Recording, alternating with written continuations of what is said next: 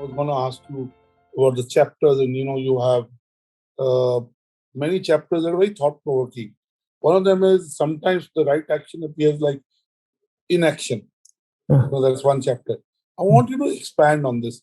When I was reading this chapter and I was thinking about that title, and I thought of some practical situations in life, and it made me think about something. So tell me, why do you say that sometimes the right action appears like inaction? You see, when we do not appreciate the point our action is coming from, then there are two kinds of problems. One is we we do not act consciously and powerfully when action is really needed. We find ourselves handicapped, almost paralyzed. We do not know where the energy and the clarity and the fearlessness must come from to act rightly. That is one problem. I suppose a bigger problem is that we start acting needlessly when there is no need to act. And both these problems go together hand in hand. Of these, the second one is probably more lethal today. If we look at the state of mankind today,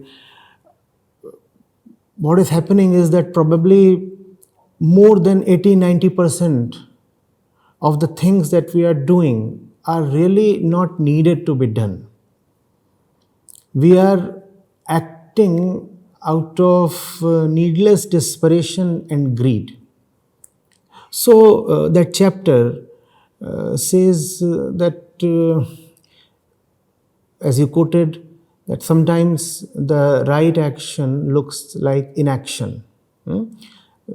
If you are acting rightly, you might look like as the one not acting in a group of people who are acting very furiously and feverishly. But a person energetically throwing about his limbs in this direction and that direction, running from pillar to post, and burning a lot of fuel of his life is no guarantee of any meaningful action taking place at all. We need to slow down. We need to be extremely sure that the things that we are doing really need to be done. And when we first of all cut out from our life that which is needless, then parallelly we will also get the courage and the energy to to energetically do what deserves and needs to be done. Absolutely, I agree. And how does one discern that? Of course, it comes, you can have a guru, you can have a teacher, you can have a master. It comes from past experience. It comes from the right bhakti, if I may say. You know, it comes from the environment. But is there a playbook to figuring out how do See, you take the right action? I mean, that's where wisdom comes. That's where the power of, the power of making the right choice. But as you say in the books, sometimes it can be yes. seen as action. Yes. You see, there are two things, and both of these are concurrently important. They act in combination with each other. They complement each other. One is a keen and honest observation of life. One has to be very honest towards oneself, because often we are masters in self delusion. We do not admit, first of all, to ourselves what our real intentions and fears and desires are.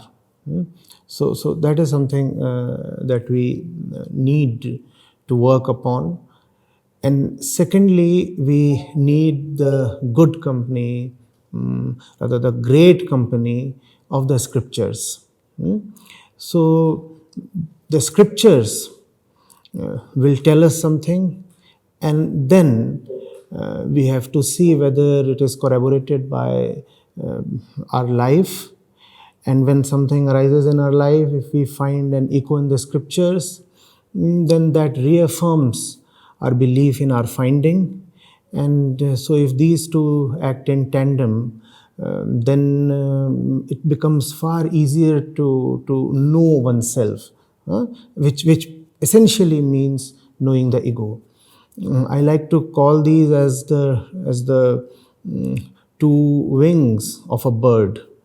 When they work together, then there is a certain ascension in life.